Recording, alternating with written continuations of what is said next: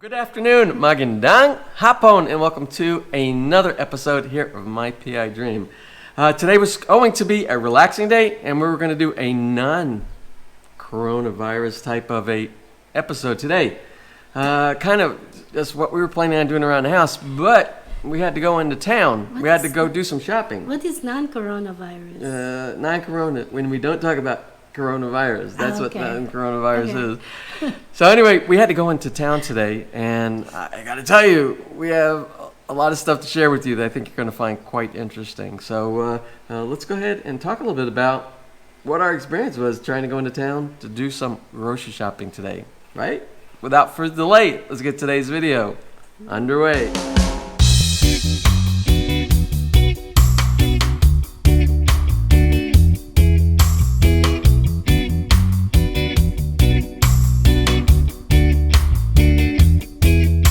So what we're going to do here, we're going to put up on the screen, we're going to put up that notice that came in through GMA News Online, and you can just follow along with us. Anyway, it starts out, House Committee of the Whole okays bill granting emergency powers to Duterte to address COVID-19. The House Committee of the Whole on Monday approved the measure granting President Rodrigo Duterte emergency powers to address the coronavirus disease 2019 COVID-19 situation in the country. Voting ayes and nays, the Committee of the Whole approved House Bill 6616, which seeks to declare a national emergency amid the threat of COVID-19 and authorize the President to exercise powers in dealing with the health situation for a limited time and subject to restrictions. One of the powers include authority to direct the operation of privately owned hospitals, medical and health facilities, hotels, and other similar establishments to house health workers serve as quarantine areas, quarantine centers, medical relief, and AIDS distribution locations, or other temporary medical facilities. It also allows the President to direct the operation of public transportation systems to carry health, emergency, and frontline personnel and other persons. The measure also allows Duterte to reprogram, reallocate, realign any appropriation in the 2020 national budget for whatever purpose the President may deem necessary to combat the spread of COVID-19 and cancel appropriated programs, projects, and activities to generate savings. Whew, that was a mouthful, but basically what it says, they are trying to get approved basically like the Emergency Powers Act, so he has control of a lot of the things necessary to be able to do their best to get a good handle on this nasty disease we called coronavirus. Our thought was kind of like our refrigerator is getting a little bare. So what we probably need to do, in case they start putting a little bit more strict controls out there than they have, let's go ahead and do some grocery shopping now. So that's what we decided to do. Now, you got to realize we have not been out of our subdivision because we have been under self-quarantine since the 17th. And what is today's date? Today is the 23rd. So we've been basically about 5 days, about 5-6 days, about a week. We've been a week under this self-quarantine, not even leaving the subdivision. So we don't really know what's going on outside the gate except for what we hear and what we see on the news. So we decided to go out. We wanted to go grocery shopping. We wanted to see what type of traffic there is out there, if there are many checkpoints around here, and what kind of questions that they're asking. Well, we were really surprised. We hit a checkpoint just leaving our barangay as we were leaving. But, of course, when you're leaving an area, they're not going to look at you quite like they're looking at you when you come in. So they kind of allowed us to go out with really any problem. They checked to see who we are. They let us out of our barangay. So we decided we want to go shopping in a city that's right next to Lipa City. It's actually for traffic-wise, when there is not a quarantine type of a situation, everybody's locked up and there's lots of traffic, it's actually easier for us to go to Rosario. They have a SM, what do they call it? It's a hypermarket. Hypermarket, right? Hypermarket. So we really enjoy shopping there. They have a good selection. Well, anyway, we tried to get there, but when we got to the line that connects Lipa City to Padre Garcia, which is the town right before you go into Rosario, there's a checkpoint. We got stopped at the checkpoint. We got stopped at the checkpoint and we got turned around. Why did we get turned around, you're going to ask? Well, they asked for something that we didn't have there. They need a home quarantine pass. A quarantine pass from What? the barangay. What's a quarantine pass?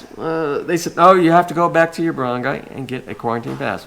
Okay, So we okay, went back. not a big deal. So we drove all the way back. We went to our barangay at that same checkpoint where when we arrived there, they took our temperature and they said, oh, you just left here. And we said, yes, we just left here, but they stopped us from going to the next town because we don't have a barangay quarantine pass. So we asked them if we can have the home quarantine pass, but they said, oh, their barangay isn't giving it because they're not required to. They said, yeah, well, they directed us. They gave us the instructions. You don't need a barangay pass. All you need is your IDs. So go back down there again and tell them, we said all you need is your IDs. So we went down there again, and we were like all prepared to say, oh, our barangay said all we need is our IDs. Well, we got down there, and they're like, no, you need your quarantine pass. And it's kind of interesting because there were people that were skirting around us, and they had a sheet of paper. They had a paper full from the municipality in their barangay, and maybe somewhere in Padre Garcia. And one or two people have their home quarantine pass. Yeah, they had a home quarantine pass and a barangay pass. So anyway, they were letting all of those folks.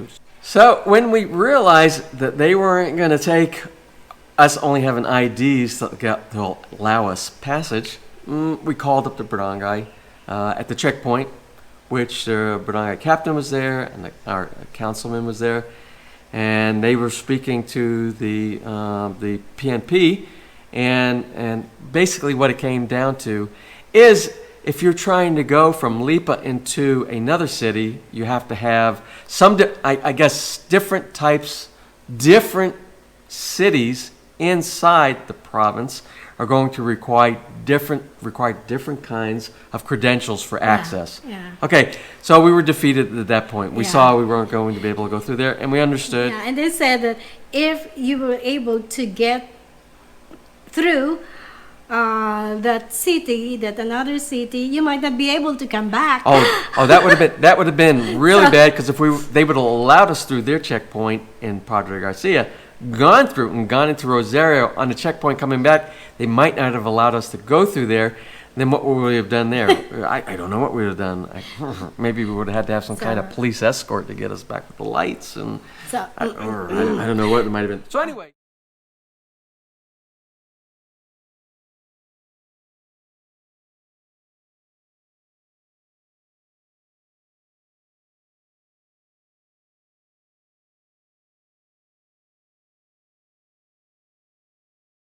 We're going to try to make this as short as possible. The next thing we did, we drove into Lipa. There were checkpoints in Lipa, inside Lipa, near the PNP station by Lipa Grill, the Bot-Elect utility company. They were doing temperature checks for people coming into the city as well. So we got stopped, we had to wait, we got our temperatures checked. And I had to go back to the back seat. Oh yes, social distancing. Even with, hey, you need to get at least a meter away from me right now. You're already infected. So anyway, this is what happened. Even at the checkpoint, they said, oh, your wife has to get in the back seat. You guys can't be sitting next to each other in the front seat. So we did that. Not a big deal. Back seat, front seat. So we did that. So he's my driver. So that's why we're calling today's episode Driving Miss Necie. I think that's what we're titling today's episode. So she sat in the back, and I was her driver. So we drove, and we went to the first grocery store, which was Pure Gold. That was the closest one. That was the closest one that we could get to. So when we got to Pure Gold, we saw this long line of people standing outside, just waiting to get into the store. And I thought, oh, this is kind of unusual. Then we saw that the parking lot was packed. There was normally at Pure Gold, they are packed all the time, no matter what. You just put your flashers on, you wait till somebody else moves out. But I got to thinking, you know what? We're going to try another grocery store. We're going to go to the mall. We're going to go to Robinson's Mall because Robinson's sells my favorite type of hot dogs inside there. Okay. So we decided we would go there. We knew they were open. And I said, it can't be a long line there. So we did. We drove to Robinson. And when we drove up, it looked like there was no cars parked anywhere. Where the entire place, it's one of the worst places to park when you go shopping. In Lipa, we have two big malls. One has multi-level, like 4 layers of parking inside, where I think they park 4 and 5. I think 4 and 5 are all parking or in the like the elevator parking lot garage that they have there. No, they but don't. in Robinson's, they don't have that, SM. like SM does.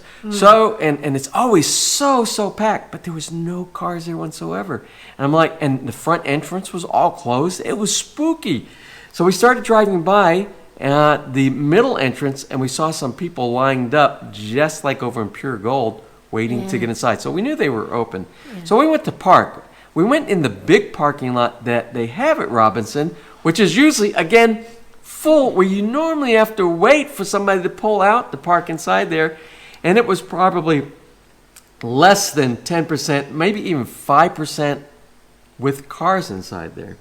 So we parked and we waited in line there as well. Now we waited in line for about 50 to 55 minutes. And the line is not only outside, where you have to have social distancing standing in line outside of the supermarket, and have security there making sure that people are at least 1 meter apart from each other. But then once you gain entry into the mall where the the grocery shopping is inside, there is like about 50 or 60 seats inside there that you have to sit in a waiting line, and they slowly move. As 3 people leave the grocery store, 3 people go into the grocery store. So this is fine. So the combined time that we had outside and inside was about 55 minutes. We timed it. It was about 55 minutes. It wasn't bad. But once we got inside the grocery store, they are only allowing probably 10%, I would say about 10% of what you would normally see inside there. Inside. So you don't have social gathering inside the grocery store as well. And it was actually a very pleasant shopping experience for us, because there was no crowds, there was no lines at the checkout, maybe 1 or 2 people in front of you for the checkout inside there. They were stocked very good. Now I have to mention something, and I have to give extreme good credit for the way they're doing things here in the Philippines. The checkpoints, making sure that social distancing is being done. Inside the stores are stocked well. Right now, they're stocked well. Yeah. And I got to tell you, with all the inconvenience of the waiting and everything like that, did you hear one person complain anywhere? No. There was nobody that was people know it has to be done. They're accepting it, and they're doing this. Now again, we're only about 3 weeks, couple of weeks into this this type of quarantine, and then the regular quarantine, and the extensive quarantine that we're in. We're only into that point right now, but no tempers flaring. Everybody doing their thing, and it was a good experience today. So we thought that it was really necessary to share that with you from our experience of what is going on now. And I think the government is doing an extremely responsible thing with the quarantine. Well, anyway, we wanted to share that with you today. I want to thank all the people who have been watching the videos and making some great comments inside there. I know we have a lot of Filipino OFWs overseas who really would like to see what's going on back here in the Philippines. And hopefully this is an avenue to be able to share what's going on here with where you're at right now. If you have an opportunity to share what you have in your country, wherever that is around the world, please send us information either in the comment section, or, like I said yesterday, maybe we'll be able to do a Skype session. We already had some people responding to that, and we'll be coordinating here soon. We're trying to do Skype sessions to do a question and answer session, what's going on in your country. Well, we hope you found today's episode to be interesting and informative. And anytime we have more information that is pressing and we feel we need to share it, we will do that as well. And if we don't, hopefully we'll have some really good DIY projects that we're going to be doing around the house that we can share with you as well. So you all stay safe and we will talk to you next time. Have a wonderful and blessed day.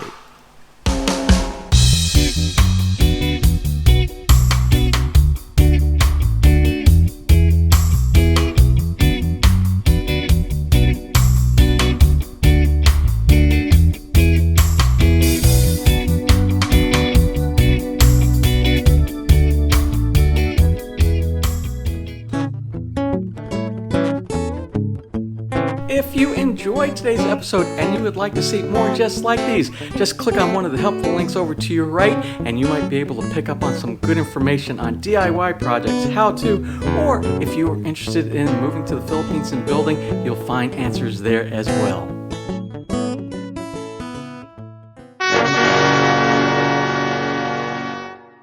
Well, good afternoon, magandang hapon, and welcome to a